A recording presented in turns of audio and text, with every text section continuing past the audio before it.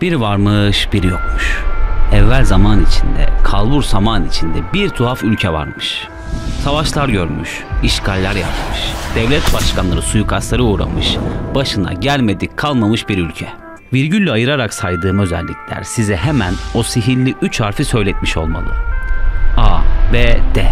Amerika Birleşik Devletleri'nden bahsediyorum. Burası bugünlerde politik açıdan oldukça karışık bir dönemden geçiyor. 2021'in başında göreve gelen 46. Başkan Joe Biden'ın sağlık sorunları ve yaptığı, yapamadığı, yapmayı deneyip başaramadığı açıklamalarla oluşturduğu atmosfer, daha önce yaşanmamış şeyler yaşanabilir mi sorularını da beraberinde getirdi. Seçimlerin başından itibaren gizli başkan mı sorgularına maruz kalan Kamala Harris'in ABD başkanlık koltuğuna oturup oturamayacağı ya da Trump'ın Ramiz dayı benzeri bir dönüş yapıp yapamayacağı en çok tartışılan iki mesele olarak apaçık biçimde karşımızda.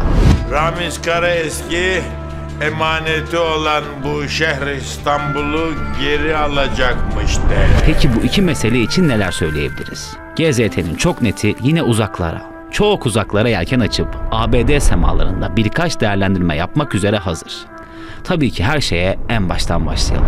İçeriye geçmeden yalnızca birkaç saniyenizi alacağız. GZT olarak yaptığımız işi önemsiyoruz ve çok çalışıyoruz. Amacımız da GZT YouTube kanalını 1 milyon aboneye ulaştırmak. Bu da sadece sizin katkılarınızla mümkün. Abone ol butonuna tıklayarak 1 milyon yolculuğumuzda Bize destek olabilirsiniz. Bir kişiden ne olur demeyin. bizim için çok önemli. Şimdiden teşekkür ediyor ve hemen içeriye dönüyoruz. Başlayalım.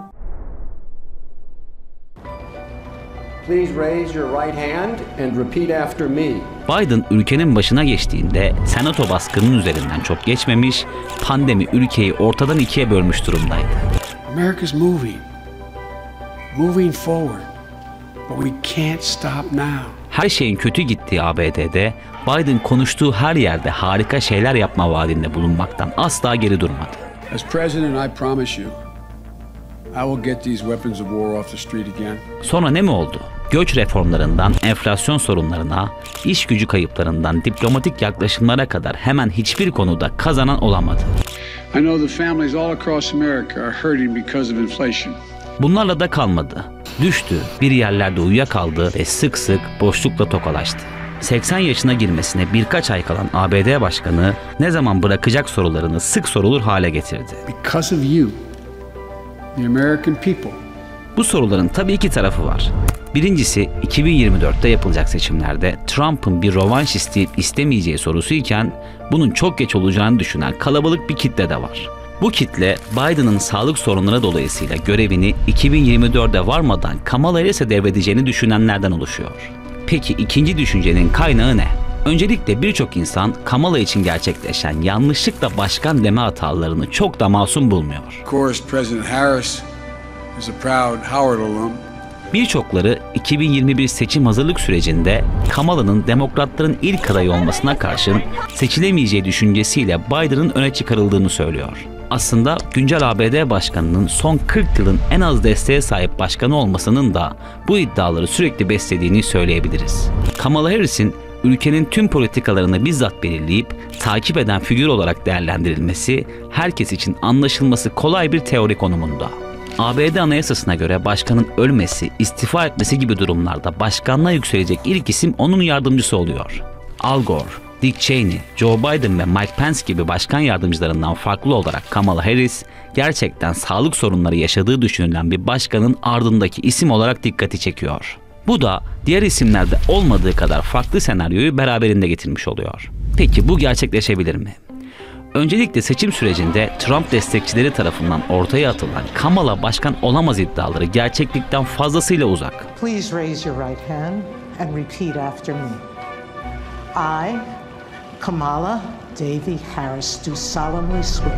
Kamala'nın etnik kimliği ve doğum yeri üzerinden başlatılan tartışmaların büyük çoğunluğu aksi yönde ispatlanmış durumda. Yani Biden'ın sağlık sorunları resmiyete döküldüğü an Kamala'nın başkan olması önünde herhangi bir engel bulunmuyor. ABD bürokrasisinin ileri gelenleri de konuşmacı oldukları birçok farklı etkinlikte Kamala Harris'in ABD'yi geçici başkan olarak 2024 seçimlerine götürebileceği konusunda oldukça güvenli açıklamalar yapıyor. Biden'ın rutin kolonoskopi tedavileri boyunca anestezi olduğu 85'er dakikalık sekanslarda tüm yetkilerini Kamala Harris'e devrediyor olması da birçok farklı sosyal medya mizahını beraberinde getirmişti. Yani şu anda Biden'ın sağlık durumu dışında Harris'i başkan yapabilecek bir teamülü beklenmese de ani bir açıklamayla duyurulacak böylesi bir gelişme çokça insan için şaşırtıcı olmayacaktır. A goodbye. We love you. We will be back in some form. ABD'nin Biden gidiyor mu ekseninde tartışılan bir diğer meselesi Trump demiştik.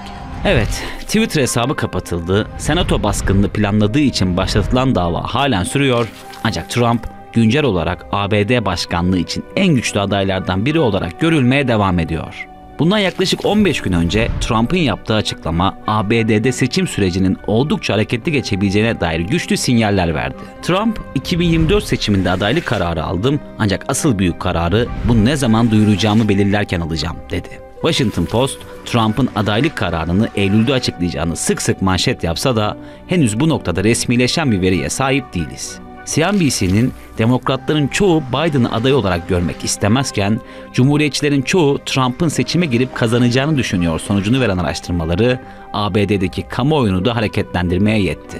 Tabi burada Cumhuriyetçiler içerisindeki adayları da konuşmak lazım. Florida valisi Ron DeSantis, eski ABD Başkan Yardımcısı Mike Pence, yine eski Birleşmiş Milletler Büyükelçisi Nikki Haley ve Texas Senatörü Ted Cruz Cumhuriyetçilerin önde gelen isimleri olarak gösteriliyor. Trump'ın 2024 seçimlerini bir rövanş arenası olarak gördüğü neredeyse kesinken CBS'in anketine göre ABD'nin tamamında büyük oranda Trump dışı bir aday görme isteği hakimken seçmenler Trump dışında bir adayın rahat kazanabileceği konusunda şüphelere sahip. Yani Trump hem istenmeyen adam hem de başkanlığın en büyük adaylarından biri konumunda. Definitely about Trump. It's all about Trump. He's who brought us here. We wouldn't be here without him. Aslında 45. ABD Başkanı 2024 seçimi öncesi kendini test edebileceği provalar dahi planlamaya başladı. Bu provaların ilki Wyoming eyaletinde gerçekleşti. Trump kendisine yönelik eleştiri ve muhalefetinden geri adım atmayan eski başkan yardımcısı Dick Cheney'nin kızı Cumhuriyetçi temsilci Liz Cheney ile yarışan adayına destek için Wyoming eyaletinde büyük bir seçim mitingi düzenledi. Anketler Cheney'nin koltuğunu koruma şansının zor olduğuna işaret ederken Wyoming gibi küçük bir eyalette tarihi sayılabilecek bir katılımla miting yapan Trump birçok konuda olduğu gibi burada da iddialı tutumunu sürdürmüş oldu. Destekçileri tarafından atılan sloganlar, yapılan tezahüratlar ve hatta asılan posterler dikkatleri çekmeyi başardı. Trump, Cheney'nin yanı sıra dış politikanın kaybedenleri dediği Clinton, Bush, Obama ve Biden eleştirdiğinde de binlerce destekçisinden büyük alkışlar aldı. Amerika Birleşik Devletleri politika analistlerinin Trump'ın ısınma turları olarak nitelendirdiği tüm bu adımlar 2024 seçimlerinin oldukça güçlü bir aksiyon emaresi olarak değerlendiriliyor. Oğul Biden'ın skandalları, tutulmayan sözler ve ABD seçmeninde oluşan derin huzursuzluk düşünüldüğünde Trump'ın yıpranmış demokrat adayın karşısına çıkmak için geri adım atmayacağı neredeyse kesin duruyor. Yine de halen sonuçlanmamış Kongre baskını davası Trump için adaylık sürecinde gerçek bir engele dönüşebilir. Bu arada davayı da biraz hatırlatayım istiyorum.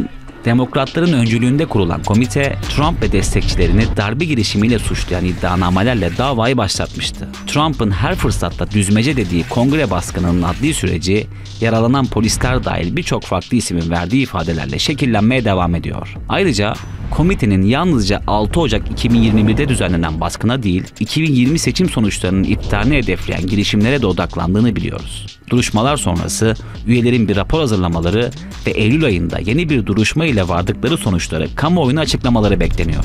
We heard from the Attorney General at the time, William Barr, once close to Donald Trump. I made it clear I did not agree with the idea of saying the election was stolen. Bu raporlar da Trump'ın olası adaylığına dair bir engel olup olmadığını ve sürecin nasıl devam edeceğini de tabii ki göstermiş olacak. Donald Trump ve Kamala Harris üzerinden yakın ve uzak tarihli iki farklı gidici Biden teorisini masaya yatırmaya çalıştık. ABD'de 2 yıllık sürecin nasıl geçeceğini henüz bilemesek de Trump'ın dahil olduğu bir seçimin fazlasıyla ilgi çekici olabileceğini şimdiden söyleyebiliriz. 2022 bitmeden bu süreç hakkında çok fazla yeni şeyle karşılaşabiliriz. Biz GZT olarak takipte olacağız. Siz de bizi takip ederseniz seçimleri hep birlikte yakından takip edebiliriz. Bence çok keyifli olacak.